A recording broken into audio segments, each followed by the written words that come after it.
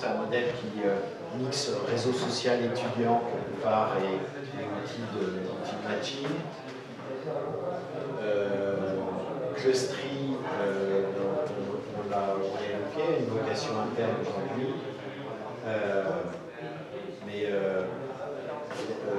Je sais plus, j'ai sorti ça.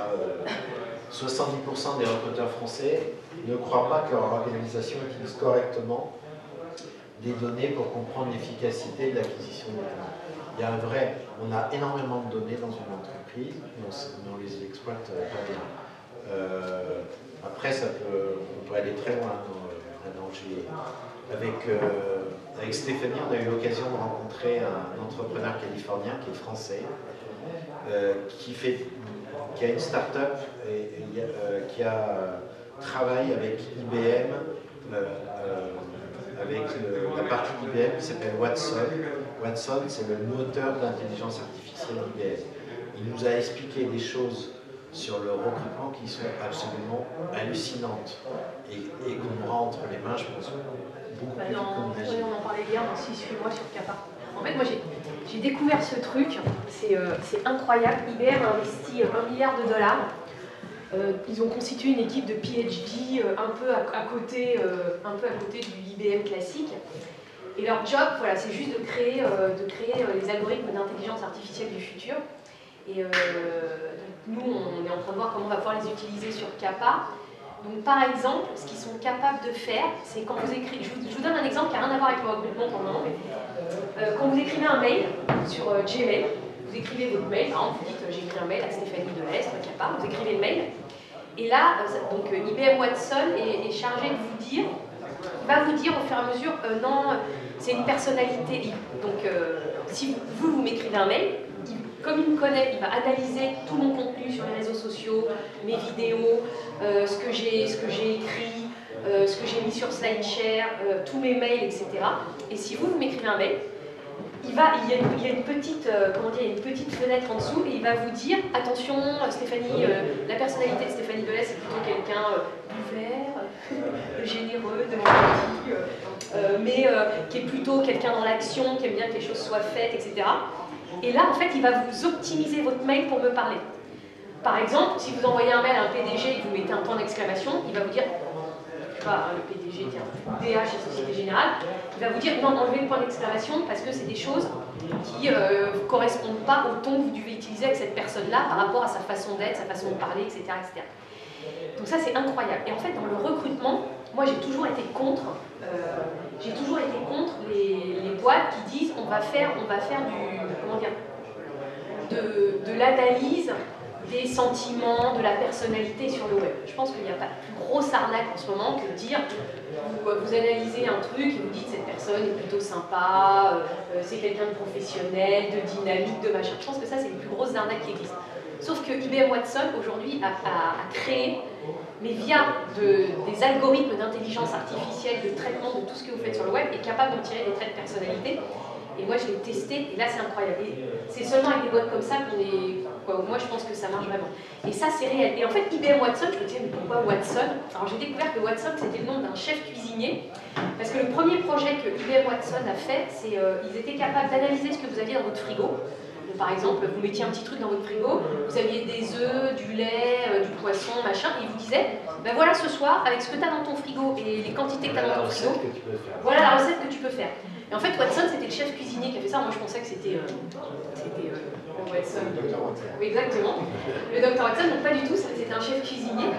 Mais vous imaginez quoi. Et donc, dans le recrutement, en fait, on est en train de voir avec eux comment on va pouvoir intégrer, en plus de ce que nous on fait sur le matching, comment on va pouvoir intégrer leurs algorithmes d'intelligence artificielle pour optimiser le matching. C'est-à-dire que le matching, il ne sera plus seulement sur des éléments très factuels comme la localisation, les compétences acquises, le niveau d'expérience, etc., etc. Mais on va pouvoir scanner tout ce que fait le candidat sur le web, ses interactions, ses publications, ses échanges, ses mails, etc. Et apporter une couche supplémentaire au matching qui sera plus là de l'ordre du... Et scanner en face, les données de l'entreprise, la façon dont communique l'entreprise, la façon dont sont écrits les offres d'emploi, parce qu'il traduit en fait ce qu'est la vraie... ils arrivent à détecter ce que va être la culture d'entreprise ou le style, et de voir si, au-delà des compétences, il y a un matching d'affinité. Mais de quoi faire peur, hein. C'est ça, je pensais que tu rappelles certains films de science-fiction qu'on a pu voir récemment qui ne sont pas de la science-fiction en fait. Non, mais on est complètement dedans. On est complètement dedans. Voilà. Après, ça fait peur. Est-ce qu'on ira jusqu'à utiliser ça? Quelles sont les barrières qui seront données ou pas? Mais dans les premières expériences d'analyse de big data d'une boîte comme Evolve, qui a été rachetée depuis par Cornerstone, qui intègre cette technologie-là, Evolve, ils avaient fait plusieurs expériences de tri de CV par une machine et tri de CV par l'humain. Le tri de CV par la machine était plus pertinent et moins discriminant que les humains RH de la boîte. Autre chose qu'ils étaient arrivés à démontrer aussi, c'est que les critères de recrutement pour des postes donnés étaient en déphasage avec la réalité de ceux qui réussissaient dans l'entreprise. Et du coup, ils ont fait évoluer des critères de recrutement. Ils ont mis en lumière des choses aussi du type...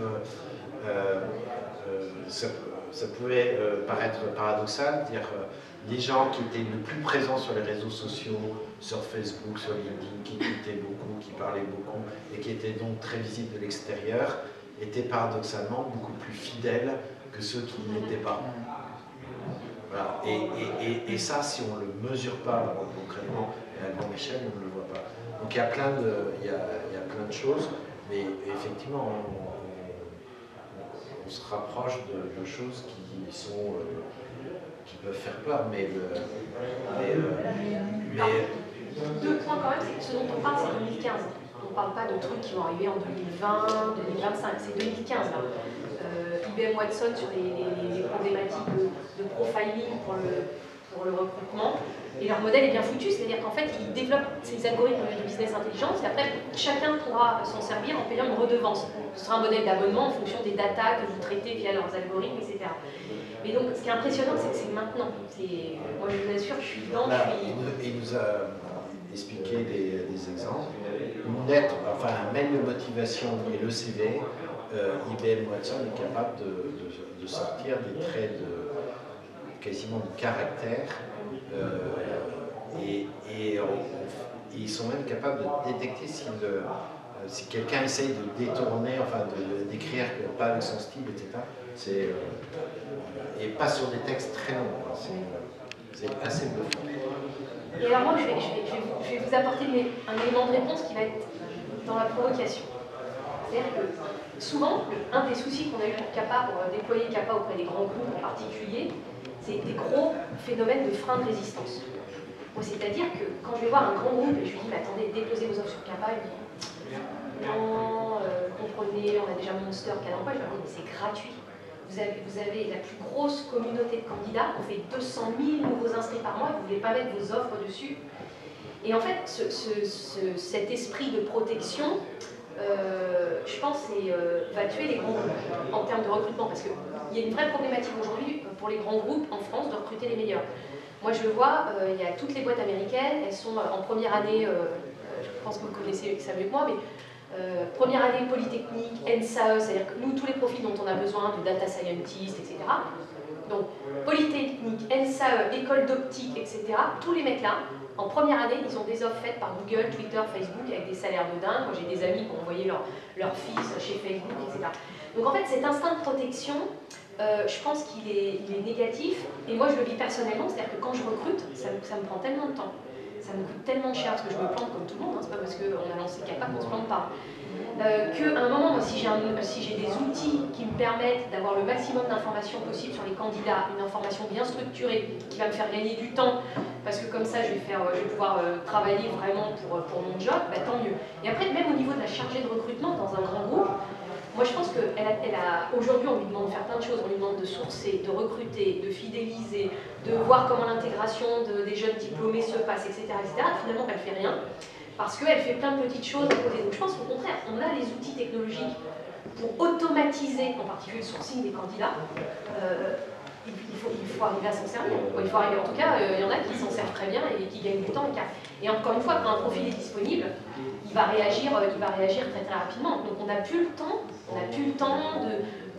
d'attendre que l'offre arrive, que la chargée de recrutement soit là, qu'elle ait le temps d'abord de s'occuper de tel poste, etc. Pour moi, tout ça, je sais que c'est... En fait, c'est stressant, mais quand on a passé cette étape-là, c'est génial. Moi j'ai eu ce câlin quand j'avais un poste de marketing traditionnel. Et quand je suis passée, la première fois que j'ai fait du web, c'était en 2002. Je ne comprenais pas ce qui se passait. J'avais cette réaction. Et en fait, c'est incroyable ce qu'on arrive à faire.